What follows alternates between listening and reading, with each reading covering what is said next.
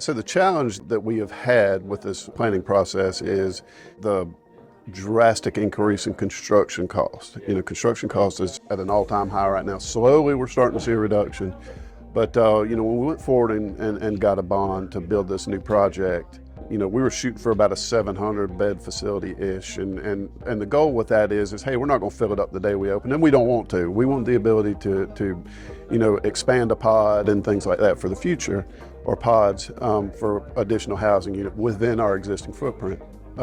Doing what was not done before, and that is planning ahead. So the challenge that we're facing right now is the bond amount that we secured for this particular project, and what overall construction costs are currently. We're just going to fall short of that goal. What we've done is we've sat down and we've worked with Mosley Architects, which is our architectural firm that was awarded this contract. They're great staff to deal with because they're very creative. Our problem is not unique to them or to this or to this particular industry. Trying to get as much as you can with as little money as you have to spend certainly is something they're used to. So, they do know all the state minimum standards, the federal standards. So when getting into the design phase of the project, looking at opportunities where, hey, these are some areas we could cut or identify as alternatives to try and get as close to that budget as we can. The reality is for our current budget, we're looking at about a 430-bed facility. Where that becomes a problem for us right now is if I was to complete that project tomorrow, I'm at full capacity moving into a brand new facility. While that's a nicer, newer facility, certainly a safer environment to house people, at the end of the day, we're still overcrowded. And that was our goal with this for our design. So moving forward, we've identified a good number being a 600-bed facility. 608 actually is what this current project looks like. It's around a $72 million at today's current construction rates per square foot. We do anticipate and hope that it drops significant more before we get to the construction phase, and we believe it will a little bit. But one of the challenges that we have is trying to identify a way for us to purchase that additional square footage without having to go to the taxpayers. So I was challenged with with looking at various revenue streams and things like that could come through a per diem rate. Housing federal inmates, Anderson City currently does it. Having a pod, after I've had conversations with the folks at U.S. Marshal Service, having a pod that we could designate as a federal dorm, we feel pretty certain that we could easily accommodate up to 48 or more if the need was greater, and work with those guys in providing a location to house, which is really convenient for them because the challenge is there's only a few facilities in upstate that will house federal inmates. Another challenge we have is juvenile housing. Currently, all juveniles are housed in Columbia when they're placed in custody by the court and to remain in custody. That challenge is it takes 2 officers because they're juveniles to transport that individual to Columbia. For us, that's an hour-and-a-half trip each way. Probably an hour and a half while you're down there in the booking process and getting them booked back in, however that might look. And that's wear and tear. That's about a full day of nothing but a transport. And the challenge that we have is that's not just a one-shot deal. Every time they have a hearing, you have to go back down there, bring them back, and take them back if the court chooses to keep them incarcerated. We are seeing a pretty significant increase in juvenile crimes and violent offenses. If that trend continues, we have to be in a position to be able to physically and financially house them. Currently, we do not in Anderson. Greenville County has a juvenile facility, small facility that they've got. Their challenges have been trying to staff their main jail, and they've had to shut that down. So even in the upstate, there's just not a resource available for that. Speaking with some of our neighboring jurisdictions and some of our municipalities, if they had to house a juvenile per a court order or something like that, it'd be very challenging for them to do so monetarily, packing somebody up and running them to Columbia with 2 officers and going back and forth. If you take a small municipality like, say, a West Pels or an Iva, that takes the entire staff for that day out of play.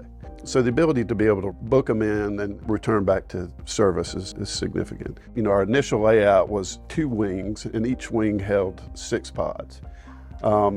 So what we kind of figured out is this, a couple things.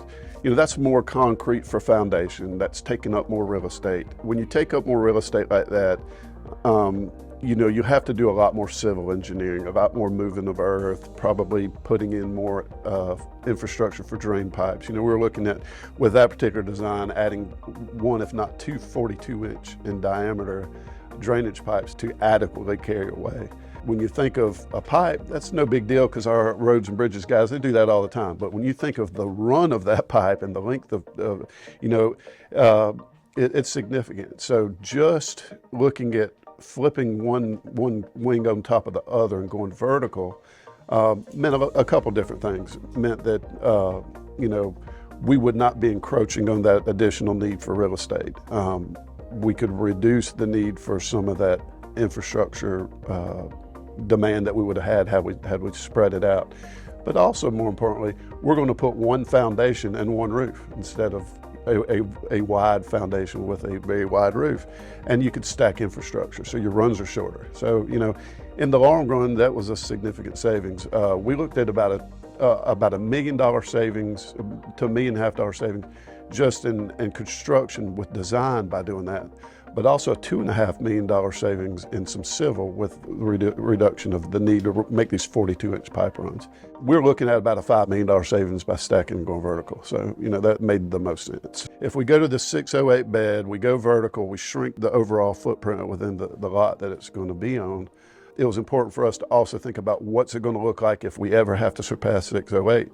And we're trying to plan ahead for these next generations so we don't get in a position to where we're overcrowded again, where it's an unsafe environment for people to be housed or people to work in. This design, we've actually identified a location where we could do a separate wing, add on. The infrastructure will be in place to pour the pad, tie into the existing utilities and infrastructure, and flow it into that new area. A wing is 2 pods, each pod's 48, so that's 96 beds. So if we do if we expand and stay consistent with what this current buildings are going to look like and go vertical with another wing plus a second tier or second floor, you're looking at another 200 beds. So now you're at 808, and for future growth, that's very important. It's important that we meet our current needs and demands, and to do so safely and adequately for our staff, for those being held and in our care. We got to remember, at the end of the day, most of our population are unsentenced people that have not been found guilty. We have very small portion of our population are sentenced inmates where they've already been adjudicated in court. I have a facility right now that's rated for about 240. At any given day, I could have 400 to 440. I mean, almost double that capacity. And the challenge is just putting bodies in square footage. Not to mention the challenges with classification. If I got an individual that's in for a violent crime, I need to have him in an area that's only for violent offenders. It's as important for me to protect the inmates that are within that facility as it is adequate housing and finding bed space for. I can't mix sentenced and unsentenced inmates together. I can't mix, certain crimes together. And then, another challenge is you have rival gang members. You have, co-defendants that both committed the same crime, or you could have a victim of a prior crime. We have to think about those things when we do classification. And it's a challenge when you've got too many people for a small facility. The facility like what we're looking at now, we've got so many different options when we look at it based on classification. The mental health, one of the challenges that we currently have in that facility with 240 bed facility with 400 plus inmates is I can't isolate people with serious mental health issues. And when I say isolate, I don't like them being mixed with general population. It's not a safe environment for them to be. It's not an adequate place for them to be appropriately monitored by medical and assessed and treated and things like that. So the goal would be to get to identify those individuals, assign a pod specific for that need, and have it in close proximity for our medical facility to be able to properly and adequately monitor those individuals. Time frame wise, now that we've got the blessing to go with the 608 and the planning portion, is we will move forward with the architect and look at taking this current design and getting more detailed in it. We're looking at probably sometime around this fall building it out for construction. Putting it out to bid, RFP, RFQ, looks like, let's say this fall, potentially awarded around winter time or first of the year.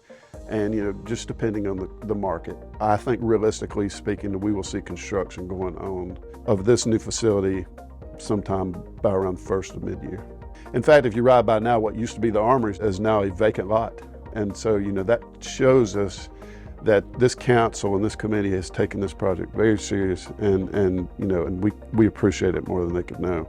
The need, nobody knows that need greater than the ones that live in there and work in there every day. And I can assure you, the need's been there for a long time, and we appreciate them moving forward with it.